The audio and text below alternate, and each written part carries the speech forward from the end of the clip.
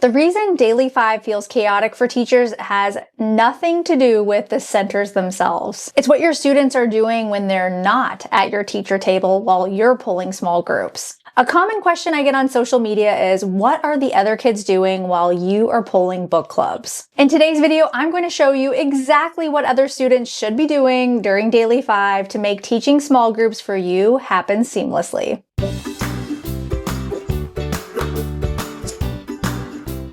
Hey teacher friend, welcome back to my channel. My name's Molly and I have taught kindergarten, first grade, and now fifth grade, and I've used the Daily 5 to structure my literacy block the entire time that I've been a teacher, and I get lots of amazing questions on Instagram and mostly TikTok, and I like to answer them directly there or sometimes here on YouTube to make your life easier when you're thinking about how you want to do things for the next school year. So Daily 5 is a system and structure to help you frame your literacy block. It's never going to be the curriculum. It's never going to be exactly what you're teaching. You get to use whatever curriculum you want.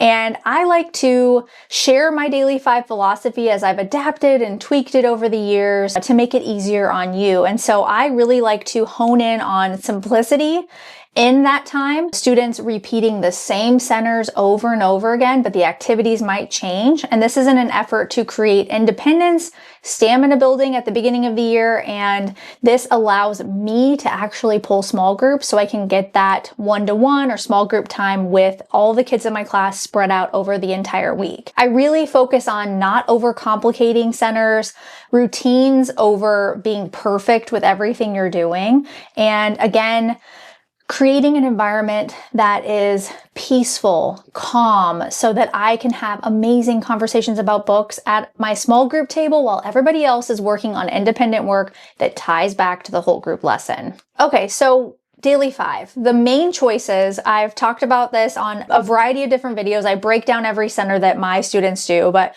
we're talking about read to self, work on writing, word work, book club. Sometimes you can do read to friend, I have opinions on that one, and then listen to reading. So during read to self, students will have their book from book club likely that they're working on, or they might have a library book. If we're talking K1-2, they're definitely going to have books from book club as well. The books are just going to look different. They're going to be more basic and beginner reader friendly. By second grade, we might have some kids reading smaller chapter books, and then third, fourth, fifth grade, we are reading chapter books. But again, not all of your students are going to be on the same level, and that's why I love Daily 5, because you can differentiate in that capacity much better than you can if you strictly do everything whole group. So during read to self, a kid will have a book out and they are reading. Oftentimes for me, they will be answering questions that go along with our book club so that when they come to sit at my small group table, they're ready to go. I teach them how to build stamina from the beginning of the year so that 15 minutes is nothing. Even in kindergarten, I've done this before for many, many years, and I hold them accountable because when they come to book club, they have to have that work done. For word work, students will be working on whatever word study lesson we have for the week. So I don't know how your curriculum is set up for your ELA block. Ours provides a week-long lesson plan for word study. We do a whole group lesson every day. There's a reminder of what the skill is that we're practicing, and they have a routine for this. And so that could look like phonics, it could look like spelling patterns, and they're doing independent tasks. I've made videos on this before, and I can even show you the word work chart that my students follow so that they always remember what day of the week that they are supposed to be doing what. Work on writing, this is one of the ones that used to drive me crazy until I created writing prompts. And so my students are allowed to do anything creative with work on writing. They could work on handwriting, they could work on a writing prompt, they could work on something creative that they've already started on their own. I've had kids that were deep diving into some kind of research and they wanted to write about a topic. This is not their writing instruction time, this is their creative writing time. When they come to book club, they're going to bring their book tub and they are going to have read the assignment ahead of time. Even if they're in kindergarten, that might mean they were supposed to practice their book or do some kind of word work activity to go along with the skill that they are learning. It's always tied back into something that we did as a whole group. And the same with upper grades though, but they're just answering deeper comprehension questions that tie back in again to the whole group and as well as our learning standards for the grade level. Read to friend, that's a whole thing on its own. You can watch my read to friend video if you're interested in learning more about that. They might have questions questions they have to answer together, but likely they're just going to be partner reading, and that will be up to you if you offer that as a choice. Listen to reading, I think, is perfect for just having enjoyment of hearing a story. You could either have old-fashioned cassette tapes or DVDs, well, not DVDs, a CD where they're like reading along with the book, or you can do it on the iPad.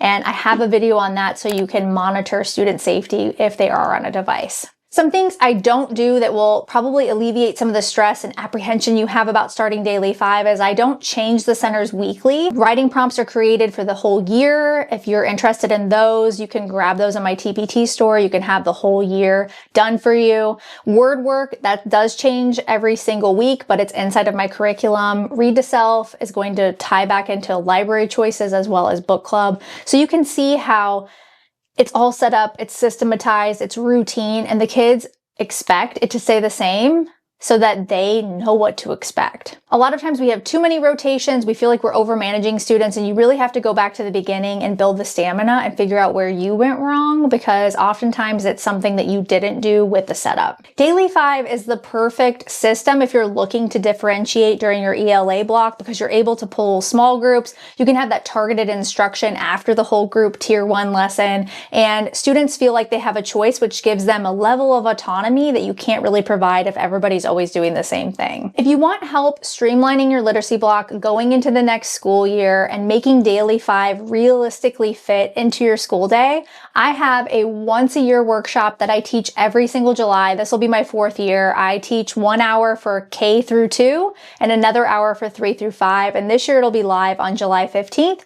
You can save your spot using the QR code on the screen for the wait list, or you can click it in the description box below. What other questions do you have about starting Daily 5 in your classroom? Leave them in the comments and I will do my best to either answer you in a video like this, or I'll add it to the Daily 5 workshop and you can talk to me live about it. Thanks so much for watching my videos, and I will see you next time.